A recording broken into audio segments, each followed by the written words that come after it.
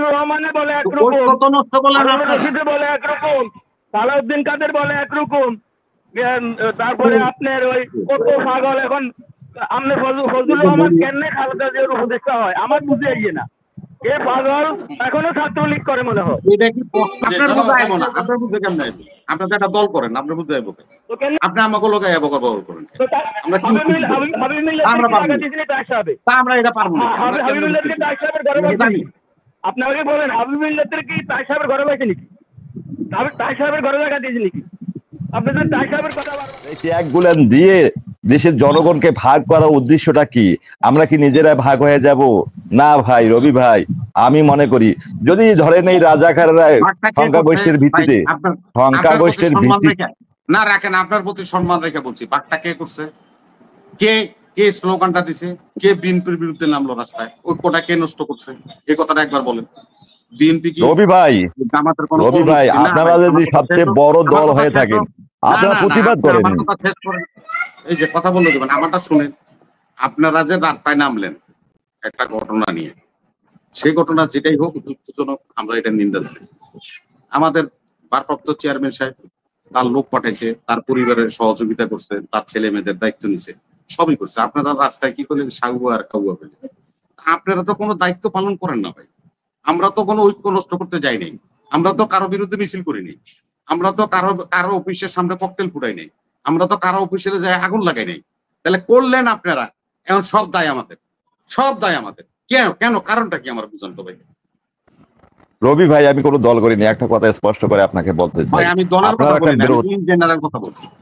আচ্ছা আমি বলি, আমি আপনারা আপনার যদি কাছ থেকে বৃহৎ একটা দল হয়ে থাকে, জানতে চাই যে কেন এই কাজগুলি করলো ওনারা, ঐক্যটা কেন নষ্ট করলো? আচ্ছা আপনি এখানে প্রচার করলে কি বাংলাদেশের জনগণ এটাকে মনে করবে যে এটা সত্য কথা? এটাকে আপনাকে প্রমাণ করে দেখাতে হবে। কারা এই গালি দিল সেটাকে প্রমাণ করে দেখাতে হবে। আর আপনারা এত বৃহৎ একটা দল, অফিসে গিয়ে, আপনাদের অফিসে গিয়ে বোমা বিস্ফোরণ ঘটাবে, এটা কি সাধারণ মানুষ মনে করে? আপনি এটা প্রমাণ করতে, আমি প্রমাণ করতে যাবো কেন? এটা তো মিডিয়াতে ঘুরতেছে সারাক্ষণ। আফসারি স্যার, আপনাকে একটা কথা বলি, আফসারি স্যার, এত বড় একটা মানে ইয়েতে গিয়ে বোমা বিস্ফোরণ ঘটাইলো, বাংলাদেশের জনগণ কি এটা মনে করবে যে এটা অন্য কোনো দল ঘটাইছে? বরং তো মনে করবে যে এটা বিএনপি ঘটাইছে। মানুষের তো এখন জ্ঞান বুদ্ধি অনেকটা এসে গেছে, এই জন্য আপনাদের সচেতন হতে হবে। যদি সচেতন না হন তো বিএনপির পদে পদে বিপদ আছে, এবং বিএনপি মনে হয় এবারেই শেষ হয়ে যাবে। রবি ভাই, আপনাকে উপদেশ দিচ্ছি, একটু মাথা ঠান্ডা করেন। ধন্যবাদ সবাইকে। আপনি যে কথা বলতেন, উপদেশ দিলেন, আপনার উপদেশটা শুনেই আমি কথাটা বলছি যে আপনি নিজে একটু সংযত হন, যা সত্য সেগুলি এখানে আইসা বলবেন, যেটা ফেক সেগুলি নিয়ে বলবেন না, তাহলে মাথা গরম।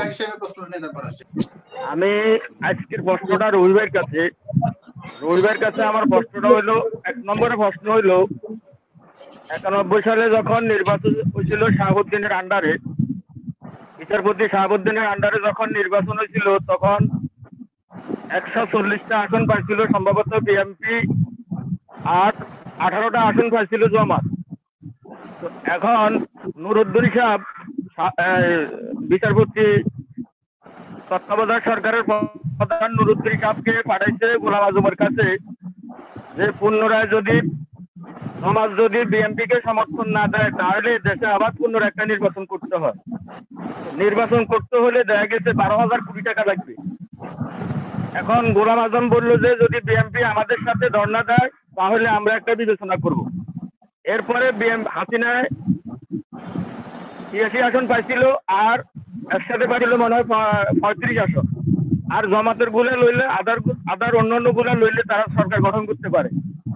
এরপরে দেখা গেছে যখন খালেদা জিয়া অন্য নেতাদেরকে গোলাম আজমের কাছে পাঠাইছিল তখন গোলাম আজম মন্দের বালা হিসেবে বিএনপি কে সমর্থন দিছিল বিনা শর্তে। এই প্রথমবার 91 সালে বিএনপি জামাতের সমর্থন নিয়ে সরকার গঠন করে। তাইলে যে লোকটা 12,000 কোটি টাকা দেশের সম্পদ নষ্ট হবে চিন্তা করে এই দেশে বেগম খালেদা জিয়াকে বিনা শর্তে সরকার গঠন করার জন্য সুযোগ করে দিল। আজকে আমরা রাজপথে শুনতেছি গোলাম আজমের বাচ্চারা রেজাকার, শিবিরের বাচ্চারা রেজাকার। এখন আসেন, যদি গোলাম আজম রেজাকার হয়, বাচ্চা সৈনিক না হয়, আমি রবিবের কাছে প্রশ্ন, তাহলে প্রথম যারা সরকার গঠন করে এই দেশ চালাইছে 91 সালে, প্রথম তাদের বিচার হতে হবে। আমরা জনগণ তাদের বিচার চাই।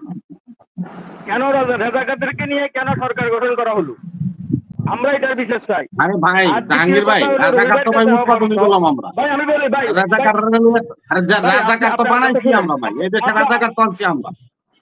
রাজাকারের লয়ে সরকার পাল্টাই করুন, অসুবিধা নেই। আচ্ছা ভাই আপনি আপনি যেটা বলছেন যে 91 96, আরে 96-তে আওয়ামী লীগের লোকে মিললে তত্ত্বাবধায়ক সরকারের নামে এই জামাত 30,000 কোটি টাকা ধ্বংসযজ্ঞ করছে, কিলাগুলি করছে আর মালামারি করছে। আচ্ছা ভাই আমি কথাটা তারপর শেষ করি আওয়ামী না লীগের ভাই। ক্ষমতা আছে, ভাই, আমি কথাটা শেষ করি। এখন নিজামী মুজাহিদি সবাই আবার আওয়ামী লীগ ফাঁসি দিচ্ছে। আরে না, এই কথাটা আপনি আগে সত্য বলেন না। বিএমপি যখন মাগুরার নির্বাচন, যখন একটা সিট জালিয়াতি করছে, এই জালিয়াতি সব করার কিছু পরে হইলো, তত্ত্বাবধায়ক সবকিছু হইলো। সরকারের তা মাঠে আসছে। হ্যাঁ, এই দাবিতে তো হ্যাঁ। আপনারা তো 172 এখন দিন শুনুন হরতাল ভাই, করছেন। রবি ভাই, না না, রবি ভাই, 172 দিন হরতাল রবি করছেন ভাই, তো, আপনার 23,000 কথা শুনুন কোটি না। টাকা ধ্বংস করছেন তো, আওয়ামী লীগরে ক্ষমতা ভাই, আনছেন তো। আনার আপনার পরে কথা শুনুন না। নিজামী সাহেব, মুজাহিদি আরে সাহেব, ভাই, সাইদি সাহেব এরা মরলো কেন?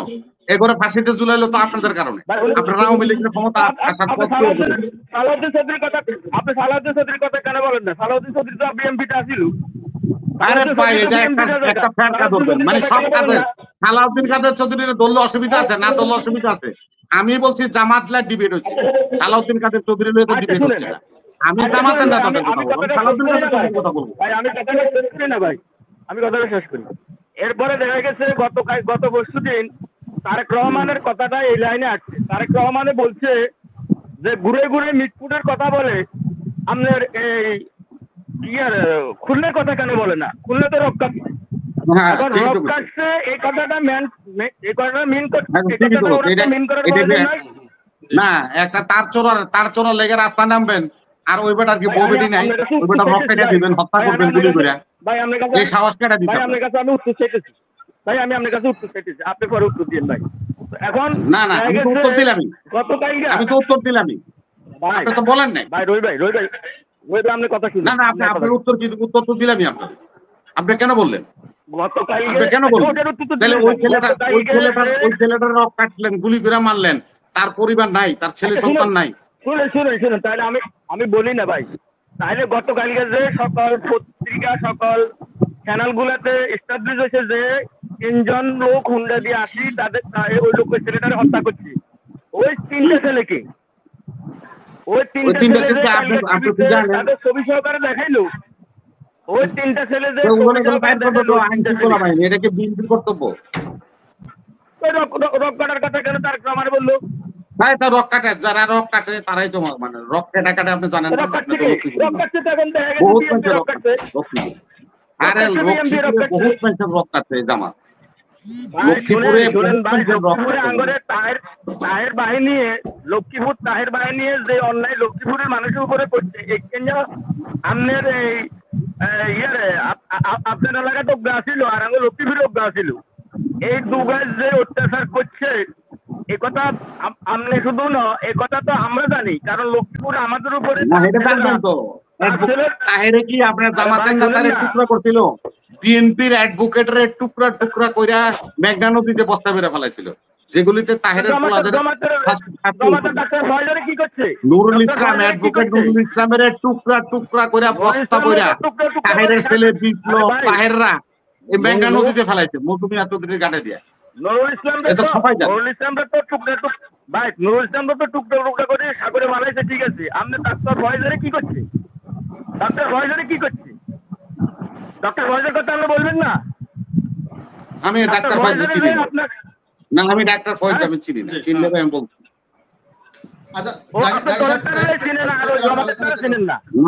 না না, ডাক্তার ফয়েজ জমাতের কি? না, এটা আমি জেলার সভাপতি, জেলার সেক্রেটারি, আমি তো ওনার নাম জানবো কেমনে? বলেন। উনি হলো আপনার নায়েবে আমির, জেলা নায়েবে আমির, সহকারী আমির।